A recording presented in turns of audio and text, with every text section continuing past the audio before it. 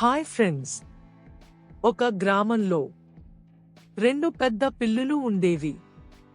ఒకటి అందంగా, మరొకటి కూడా అందంగా ఉండేవి. రెండు పిల్లులు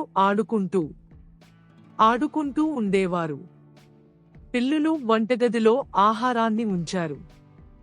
పిల్లులు వంటగదిలో ఆహారాన్ని ఉంచారు. పిల్లులు వంటగదిలో ఆహారాన్ని ఉంచారు. ఒక పిల్లి గిన్నెలో బ్రెడ్ చూసింది. ఒక పిల్లి గిన్నెలో బ్రెడ్ చూసింది. బ్రెడ్ చూసిన పిల్లి మరొక పిల్లికి చెప్పింది, మనం ఈ బ్రెడ్ ని బయటకి తీసుకెళ్లి తిందాం అని చెప్పింది. రెండు పిల్లులు ఆ బ్రెడ్ ని తీసుకుని అక్కడి నుంచి వెళ్ళాయి. ఆ బ్రెడ్ ని రెండు ముక్కలుగా చేశాయి. అందులో ఒకటి పెద్దగా, ఇంకోటి చిన్నగా ఉన్నాయి. ఆ బ్రెడ్ ముక్కలు అప్పుడు ఒక కోతి చెట్టు మీద నుంచి చూసింది. రెండు పిల్లులు బ్రెడ్ పంచుకోవడం. కోతి చెట్టు మీద నుండి కిందికి దిగింది. కోతి బ్రెడ్ రెండుగా చీల్చింది. కోతి బ్రెడ్ రెండుగా చీల్చింది. బ్రెడ్ ఒక భాగం పెద్దది, మరొకటి చిన్నది. కోతి పిల్లులకు ఇలా చెప్పింది, మిత్రులారా, నేను మీ సమస్యను పరిష్కరిస్తాను. బ్రెడ్ ఒక భాగం పెద్దది, మరొకటి చిన్నది. నేను రెండు సమస్యలను పరిష్కరిస్తాను. బ్రెడ్ యొక్క ఈ భాగం చిన్నది. ఇది చూడండి. ఇప్పుడు మిగిలిన బ్రెడ్ ని రెండు భాగాలుగా చేస్తాను. రెండో బ్రెడ్ ని కోతి రెండుగా చేసింది. అందులో ఒకటి చిన్నది మరియు ఇంకోటి పెద్దగా ఉన్నాయి. మళ్ళీ కోతి చిన్న బ్రెడ్ ని తిన్నది. మళ్ళీ పెద్ద బ్రెడ్ ముక్కని మళ్ళీ రెండు భాగాలుగా చేసింది. అందులో ఒకటి చిన్నది మరియు ఇంకోటి పెద్దగా ఉన్నాయి. మళ్ళీ కోతి చిన్న బ్రెడ్ ని తిన్నది. అలా చేస్తూ కోతి మొత్తం బ్రెడ్ ని తిన్నది. రెండు పిల్లులు చూస్తున్నాయి. కోతి మొత్తం బ్రెడ్ తినేసింది. ఆ తరువాత కోతి చెట్టు మీద వెళ్లి కూర్చున్నది. రెండు పిల్లులు నిరాశతో తల వంచుకుని అక్కడి నుండి వెళ్ళిపోయి. ఒకప్పుడు పిల్లి ఉండేది. పిల్లి ఎలుకలను వేటాడుతూ జీవించేది. అరెరే, నన్ను చంపకు! అరెరే, నన్ను చంపకు! హే, నేను నిన్ను చంపడం లేదు. నేను నిన్ను తినబోతున్నాను. ఇలా రోజులు గడిచిపోయాయి. పిల్లి ముసలిదైపోయింది. ఆమె ఎలుకలను పట్టుకోలేకపోయింది. ఇది ఇలాగే కొనసాగితే నేను చనిపోతాను. ఆ ఎలుకలను పట్టుకోవడానికి నేను ఏదో ఒకటి చేయాలి. నాకు ఒక ఆలోచన వచ్చింది. అది నా స్థానం. పిల్లి సన్యాసిలా నటించింది. ఆమె ఒక మర్రి చెట్టు మీద కూర్చుంది మరియు ధ్యానం చేశారు. Cream meow, meow, home cream meow. ఈ సౌండ్ ఎక్కడి నుంచి వస్తోంది? నీకో విషయం తెలుసా? మేము నిలబడి ఉన్న రాయి పక్కన పిల్లి సాధువు కూర్చుని ఉన్నాడు. అరెరే, అతను మమ్మల్ని చంపేస్తాడా? రాయి మీదకు ఎక్కి కళ్ళు మూసుకుని కూర్చుంది. ఆమె ఏదో మాట్లాడుతోంది. ఏది ఏమైనా మనం అతన్ని జాగ్రత్తగా గమనిస్తూ ఉండాలి.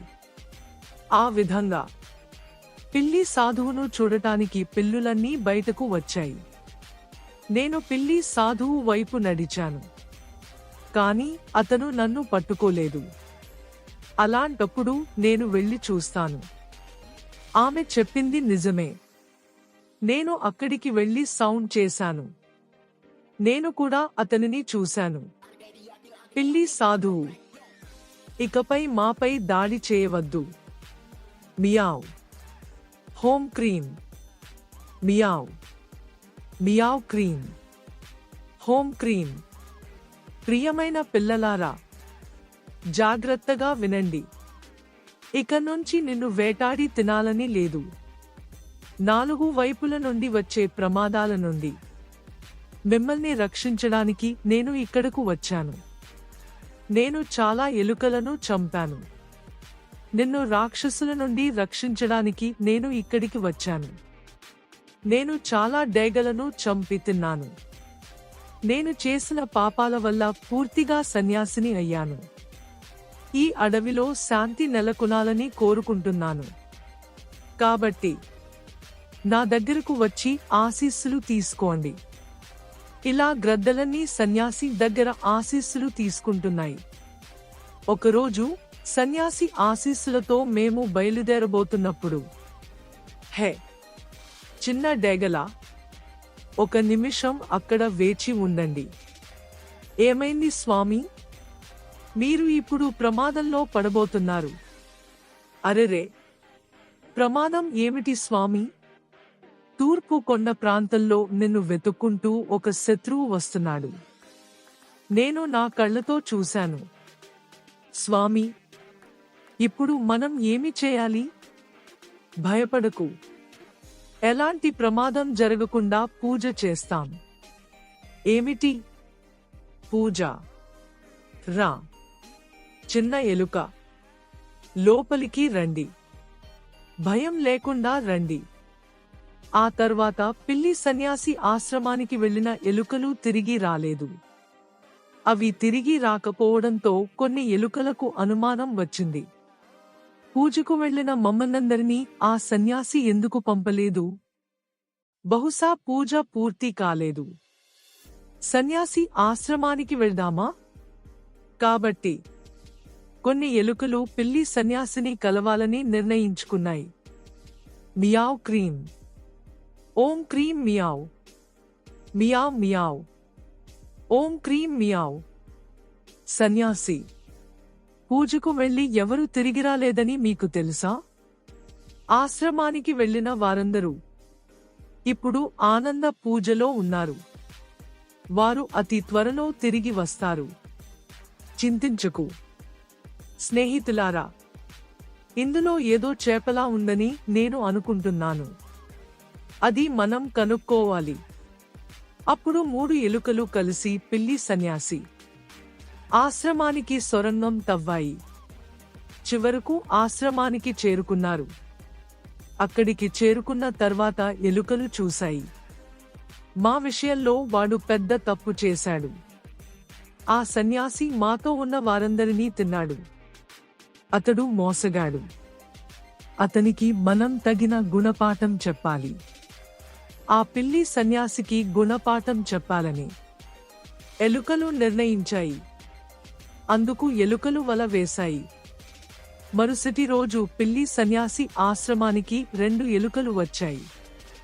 స్వామి, మేము మా పిల్లలను మీ చేతిలో పెట్టడానికి ఇక్కడికి వచ్చాము. ఆ ఉద్దేశ్యంతో మేము ఇక్కడికి వచ్చాము.